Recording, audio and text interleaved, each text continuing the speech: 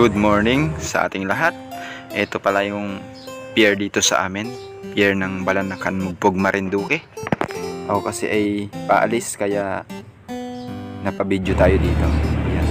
Ganito kapayapa yung dagat dito. Syempre papunta tayong Lucena, Dalahican. At ito na. Hindi na pala natin na-videohan yung pier ng Lucena, Dalahican. Kaya nagdiretso na tayo dito sa Batangas Pier. Papunta tayo ng Calapan. Ayan, napakalakas ng alon dito sa papuntang Calapan. Nadaanan pala natin itong Verde Island. Ang alam ko lang kasi ay Verde Island Passage. Ayan, napakaganda rin ng lugar na yan. Ito na pala yung Calapan. Sumaglit lang tayo dito dahil meron tayong pinuntahan. At syempre, mamamana na tayo dahil isa itong spearfishing adventure. Ayan. Sana ay mag-enjoy kayo sa inyong panonood at welcome sa lahat ng viewers ngayong gabi. Medyo maganda ng mamana ngayon kasi bihira nang lumakas yung dagat dito sa amin. Medyo kumakalma na. At kahit na medyo lumalakas pa minsan-minsan, kumakalma din agad. Ayan. Nakahuli agad tayo dito ng isang panos o kaya ay pusit na kung tawagin ng karamihan. Ayan, napakasarap nitong lutuin ng pang calamares. Pwede rin pang adobo sa toyo. Ayan. Kapag nakakita ka ng kahoy talaga dito sa ilalim ng dagat, yung biglang bumugad sa iyo, magugulat ka talaga. Ayan, pero pasanayan lang din. Kaya kaming mga maninisid, sanay na kami sa ganito. Lalong-lalo na kung palagi kaming sumisisid sa ganitong lugar. Ayan, meron tayong nakita ditong isang manitis na namumula o namimink-mink dito sa ilalim. Ayan. Ito yung pangalawa nating huli dahil ang huli natin ay isang panos o pusit. Ayan, no? Ayos na yun mga sir. Kasi makakalibre na naman tayo ng pang-ulam natin. Alright? At ang next naman nating nakita dito, nakadipa pang isang alimasag o blue swimming crab. Ayan mga sir. Subukan natin itong sukatin kung gaano kalapad. Ayan o, isang 1 foot. Ayan. Nako, biglang tumakbo. Kaya panain na lang natin kaysa masipit tayo nyan. Hindi kasi natin mai-apply yung nalalaman natin dito. Kaya panain na lang natin kaysa naman mahirapan tayo paghuli nito. Isang alimasag dito sa dagat. Bukod yung alimango at bukod din rin yung alimasag mga sir at mga madam. Ayan, no? Alright, meron dito tayo nakita at nasa lubong na isang ilak o danoy. Siguro ang tawag dito sa amin ay puyo. Ayan, no? Nakawala pa. Kapag ang gamit pala nating pana mga sir ay syempre sarili nating pana at kaya nating ikasa. Ayan, mabilis lang natin ma-reload yan. At dahil akala natin ay hindi na makalalayo itong isang isdang ito, hindi ko na pinana at dadakutin ko na lang sana. Pero ayun, nawala, biglang sumuot dun sa butas. Kaya napakaswerte ng isda na yun. Pero hindi na yun mabubuhay kasi labas na yung kanyang bituka. Kaya naghanap ulit tayo. Ayun, meron namang nagpakitang isang ilak. You know, tinamaan din mga sir. Isang ilak o danoy.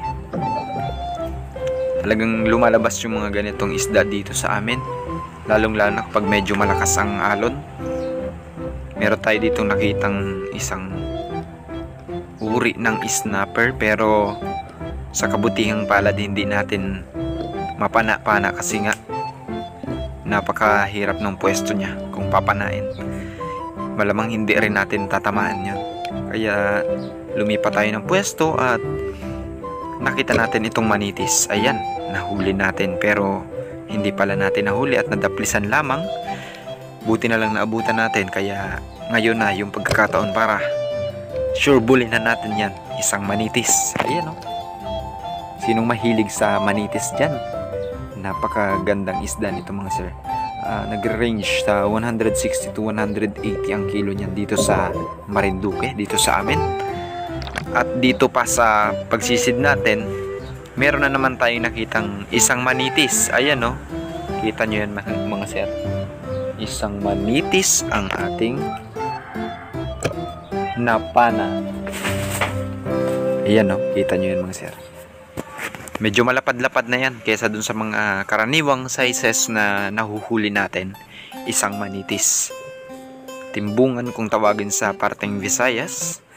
At isda naman para sa karamihan. Ayan. Itong ating sinisilip dito, meron pang nakaharang na sea urchin o tarom. Meron kasing kanuping dito eh. Ayan, oh. Ganyan kasi matulog yung mga kanuping o yung mga emperor fish. Ayan. Talaga nakasuksok sila sa mga bato. Itong next nating target mga sir. Isiningit natin ito dito kasi masyadong marami tayong huli nung nakaraan, kaya dito natin ito isinama. Sa kabutihang palad hindi pa natin nahuli.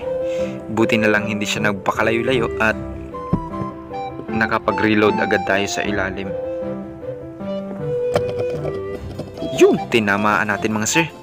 Napakagandang isda nito, snapper o managat. Yan. Doon natin sa may mata pinatamaan kasi nag-aalangan tayo dito sa gamit nating pana. Ayan, no? Nasa ilalim lang yan ni Jobs TV, kaya nangihinayang siya dito sa isdang ito. Meron kasi siyang unang napana, napataong malapit ako sa kanya, kaya eto na. Yun. Bakas ang panghihinayang sa kanyang mga pagtingin sa ating huli. Ayan, oh.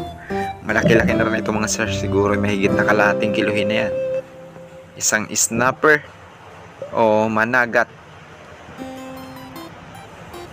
Ayan, oh. Ang laki ng bibig niyan.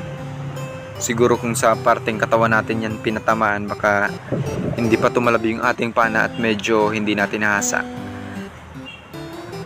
Ayun mga solid. Maraming magkakasama ito mga sir, pero ang naabutan natin 3 piraso. Kaya hahabulin pa natin yung 2 natitira. Ayan, no? Mga good size na yan mga sir. Mga 2 daliri na rin yung bilog niya. Ayan, ayos. Kailangan nating humuli ng pang-ulam kasi para makalibre na rin tayo sa pang-ulam natin at para hindi natin na tayo bumili. Ayan, oh. Mga solid o dalagang bukid. Yan yung mga isda mga sir na karaniwang nahuhuli sa dinamita, yung mga ganyan dalagang bukid. At meron tayong nakita dito na mga danggit, 3 magkakadikit. Subukan natin kung mahuhuli natin itong lahat. Itong 3 pirasong mga danggit na ito. Yun, ito na yung pangalawa nating huli. At syempre, umibabaw muna tayo kasi nauunusan na tayo dito. Pagsisid natin, hindi umalis yung kasama. Alam nyo ba kung bakit 3 yan magkakasama mga sir? Minsan kasi umaapat, naglilima-lima pa yan. Kasi yung ratio niyan sa pag sila ay nagamate, parang 2 lalaki yata o 2 lalaki tapos 3 babae yung magkakapares. Pwede rin 1 lalaki at maraming mga babae para sila ay makapag-mate. Ayan mga sir, ito na pala yung huli ko. Mga sari-sari. Syempre kapag ikay namamana, sari-sari ang huli mo. Hindi lang isang klase ng isda. Merong hinog o yung uri ng danggit, solid at alimasag, danoy at pusit, kanuping. Yan yung mga huli ko mga sir. Ayos, libre tayo ng pang-ulam. Salamat po sa inyong panonood at syempre hindi mawawala yung ating shoutout. Shoutout po kay Bro Jefferson Toledo at kay Joseph Balmes from Batangas, kay Bryce Burgos, shoutout kay Melmark at kay The San Jose family, kay Idol Neil Buban at kay Aljon Jimenez ng Oriental Mindoro, Patricio Paramillo and Randolph Bello ng Ilocos Norte, kay Marvin Don Servano at kay Jonathan Gaudiano, kay John Alexis de la Cruz, kay Kasolid Mix Official. Shoutout po sa inyo at maraming salamat sa inyong panonood. God bless po sa ating lahat.